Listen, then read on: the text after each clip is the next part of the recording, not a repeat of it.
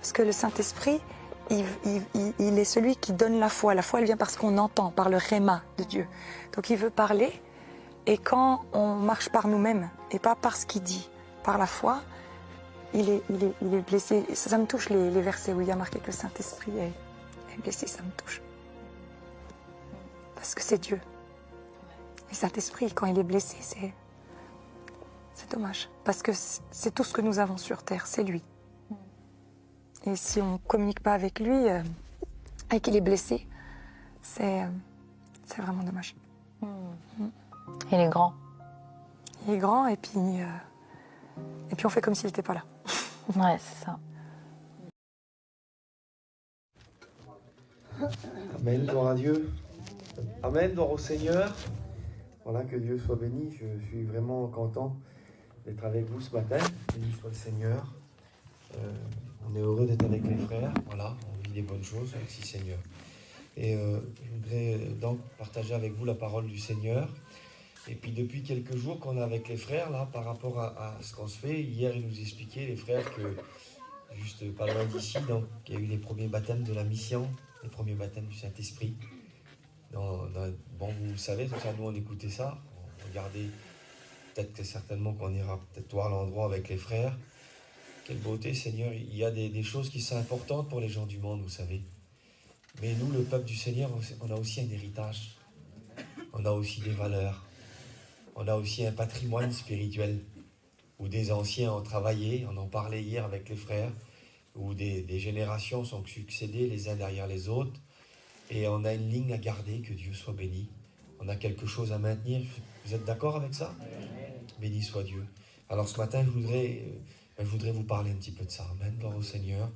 Je voudrais, voilà, je remercie les frères. Je vais prêcher le temps que ça va durer, hein, que Dieu soit béni. Voilà, j'ai calculé avec les frères, on le disait hier, ça fait plus de 20 ans que moi je suis venu comme ça. J'étais tout jeune comme je suis venu. Voilà, je pense que si c'est encore le même temps, je crois que ça va être dans la gloire quand on se revoir. On croit que le maître il va revenir quand même. Amen, gloire au Seigneur. Alors donc, voilà, c'est la première fois que je prêche là. Je remercie les frères. Et je voudrais vous parler de tout mon cœur. Que Dieu soit béni, qu'on soit bénis ensemble. Je vais vous lire un passage de la parole de Dieu. Et puis après, on va prier le Seigneur. On va demander la grâce de Dieu sur ces mamans. Que Dieu soit béni. Merci Seigneur. Pour ceux qui ont la Bible, on ouvre la Bible ensemble dans 1 Roi, chapitre 21, verset 1er. Que Dieu soit béni. On va lire ensemble ce passage. 1 Roi 21, verset 1er. Après ces choses, voici ce qui arriva. Naboth de Jizreel avait une vigne à Jizreel, à côté du palais d'Akab, le roi de Samarie. Et Akab parla ainsi à Naboth. Cède-moi ta vigne pour que j'en fasse un jardin potager, car elle est tout près de ma maison. Je te donnerai à la place une vigne meilleure, ou si cela te convient, je te paierai la valeur en argent. Mais Naboth répondit à Akab, que l'Éternel me garde de te donner l'héritage de mes pères. Amen, gloire au Seigneur. On prie le Seigneur, hein, que Dieu soit béni. Voilà, on va remercier le Seigneur, on va prier le Seigneur, que Dieu soit béni. Tu le fais, hein, on prie ensemble avec les frères, que Dieu soit béni. Merci Seigneur. Oui Seigneur.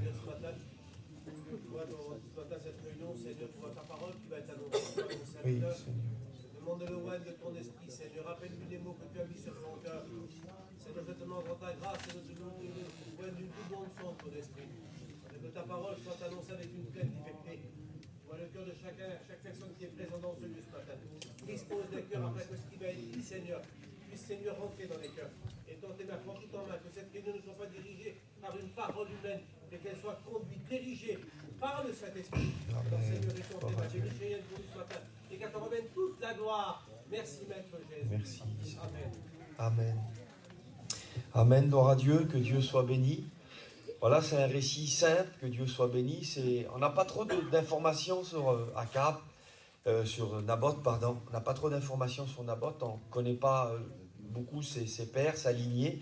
Il y a des hommes dans la Bible où on connaît bien la lignée de David, elle est bien suivie. Bon, c'est important. Mais il y a des hommes qui... voilà. Naboth, on sait que c'est une petite famille, qu'ils habitent donc près de Israël, là-bas, près de Samarie.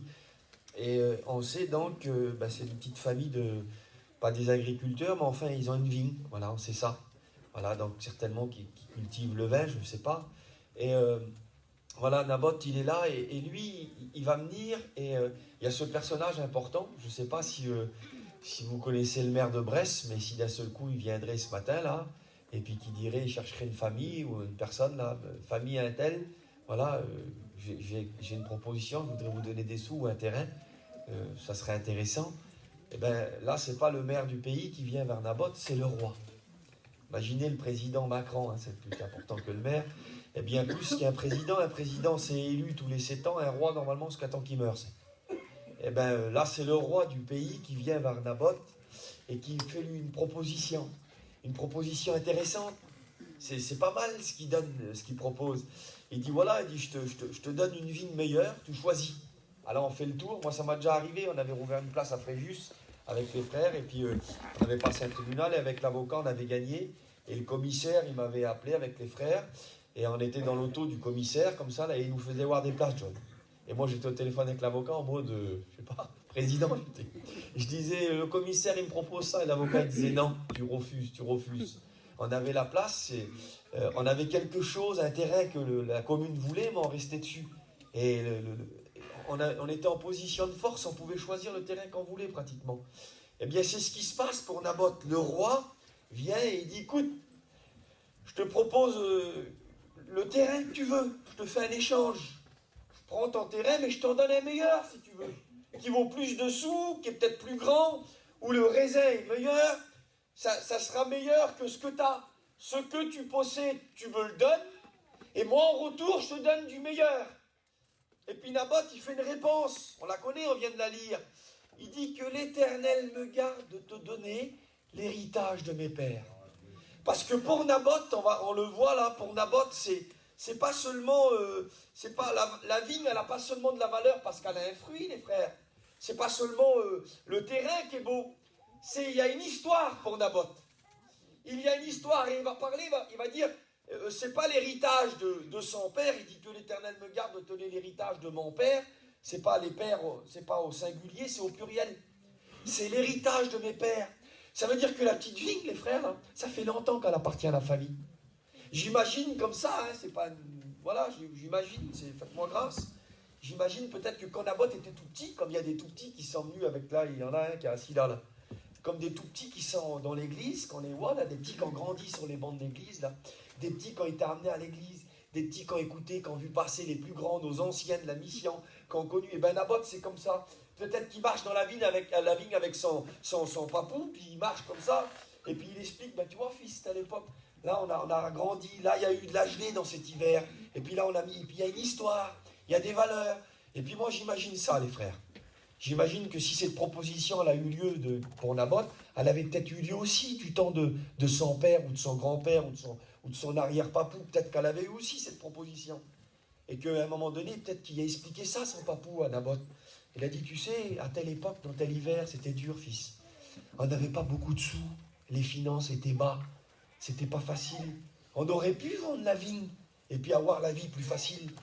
On aurait pu choisir l'option... tiens, allez, je vends et j'ai de l'argent. On a déjà vu ça. Des fois, des familles ont un petit bout de terrain, il y a un mariage, il y a de la difficulté. On vend des canvois neufs, des autos neufs. Voilà, quelques temps passe, les autos vieillissent, les canvois vieillissent, et puis l'héritage qu'on avait, on ne l'a plus. Naboth, lui, il ne l'a pas reçu, il ne l'a pas acheté le terrain. Ce n'est pas un terrain qu'il a gagné de ses mains, c'est un terrain qui lui a été transmis par ses pères. Donc il y a une valeur de cœur dans la vie. La vie, elle a une valeur dans son cœur. Elle n'a pas qu'une valeur financière, elle a une valeur de cœur, la vie. Et Naboth, il est là, lui, puis il se rappelle de toutes ces anecdotes. Il se rappelle que peut-être son papou, son père, ils ont expliqué, mais pourquoi, tata, vous avez... Eh bien, parce que c'était la valeur de notre famille. C'était une lignée qui s'est faite. Et nous, on n'a pas voulu la perdre, fils, la lignée. Alors, on a préféré rester tchorélé. On a préféré pas avoir les baskets que tout le monde avait, ou l'auto que tout le monde avait, ou la mode, là. Tu sais, il y a toujours des modes, certainement qu'il y en avait une à l'époque de Naboth. Vous savez, les gens de la Bible, c'est pas des martiens, hein. Ils étaient comme vous, il y avait des belles personnes, des vilaines personnes, il y avait des gens riches, il y avait des... Qu'est-ce que vous avez? Nous, c'est des voitures, il y avait des chevaux, je sais pas, les chevaux d'Arabie, les chevaux de là-bas. Pas possible. T'as eu la Porsche d'aujourd'hui, elle existait dans le bétail de l'époque. Et puis il y a eu des modes, et peut-être que Naboth, lui, il a vu son père, il a vu son papou, il a dit, on n'est pas comme tout le monde, nous. On n'est pas comme tout le monde, nous. Regarde, on n'achète pas comme tout le monde. Je ne parle pas d'objets, je ne vais pas parler de détails ce matin, mais je vous amène dans le récit, on va rentrer dans le message, amen. Et il a dit, on n'est pas comme tout le monde, on n'a pas pu acheter ce que tout le monde avait, on n'a pas pu faire comme tout le monde. Pourquoi ? Parce que eux, ils ne vous regardaient pas, ils avaient quelque chose qui était reçu des pères, de génération en génération, et ils voulaient garder ça. Amen, gloire au Seigneur. Et puis donc Naboth le sait, il connaît le prix que le père a payé, il connaît le prix que ses pères ont payé, et cela a de la valeur dans son cœur, et à un moment donné, il veut la garder. La vigne, pour lui, elle a plus de valeur que l'argent, les frères. La vigne, pour lui, c'est pas une affaire d'argent, que c'est beau comme il y a ça dans nos cœurs. C'est pas une affaire d'un gain terrestre. Ce que la terre lui propose, parce que c'est une belle proposition terrestre, le roi, le maître, le chef du pays, il dit, vas-y, monte dans mon auto, monte dans mon char, on fait le tour du village, du pays, regarde, il n'y a pas un endroit, une belle ville ensoleillée comme ça.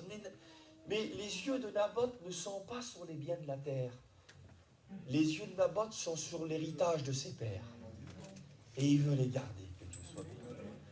Il veut les garder à tout prix. Alors ce matin, si vous voulez, on commence le message, j'aimerais vous parler de quel est cet héritage et qui sont nos pères. Vous voulez qu'on le voit ensemble? Amen, gloire au Seigneur. Que Dieu soit béni, merci Seigneur. Eh bien, l'héritage là en question, l'héritage qu'on va parler, pas seulement Naboth, mais l'héritage du peuple de Dieu. Ce n'est pas un héritage d'empire, c'est pas un héritage de... Merci Seigneur si on en a les frères, c'est très bien. Allons pas dans un détail en disant non, celui-là qui est un petit peu bien, c'est bien, celui-là qui est encore un petit peu... C'est très bien. Si vous lisez la Bible, vous trouverez plein d'hommes riches. Il y avait des poissonniers qui ont été appelés au ministère, Pierre, Jacques, Jean, André, les frères qui étaient là. Et il y a eu Matthieu. Matthieu, c'était un homme riche, lui. C'était un collecteur d'impôts. Et ils ont été pareils. Ils ont écrit un évangile. Pierre, il n'a pas écrit, on dit que c'est l'évangile de Marc, l'auteur. Et Pierre, tu n'as pas d'écrit qui porte ton nom. Matthieu, on a un. Ça veut dire les riches, les pauvres, on sert tous Dieu ensemble. Moi, je ne suis pas là pour dire si quelqu'un a quelque chose de mieux. C'est pas ça. On va parler de la parole. On va parler de l'héritage que Dieu nous a donné. On va parler des valeurs, si vous voulez, que Dieu soit béni. Et donc, l'héritage de nos pères, eh bien, l'héritage, c'est pas un héritage d'empire, d'argent, de billets. Naboth veut dire fruit. Et Gisraël veut dire semence de Dieu. C'est le fruit de la semence de Dieu. Ça a été un travail de la part de Dieu.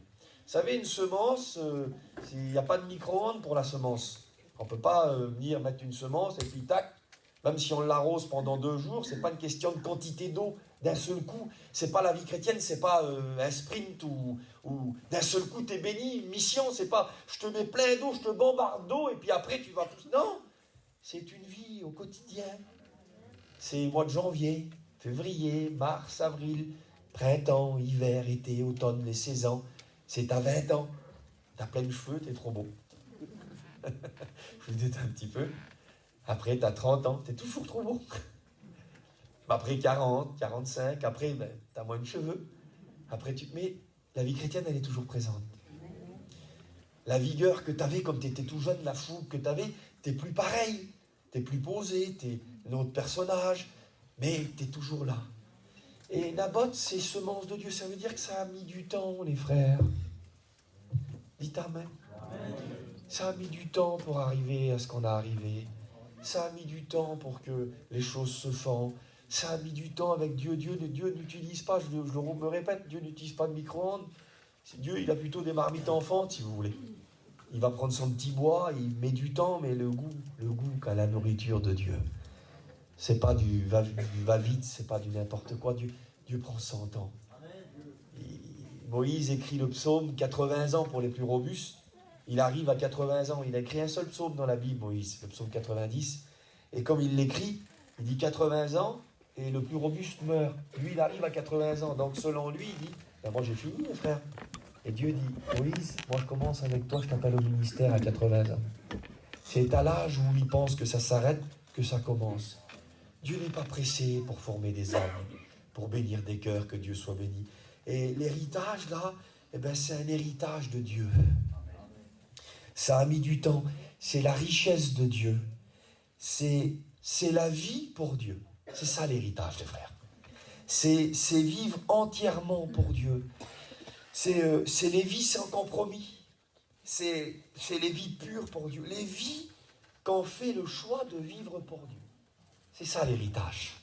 C'est ces gens qui avaient des possibilités, qui avaient des choix, mais ils ont choisi de vivre pour Dieu. Ils ont choisi de se consacrer à Dieu.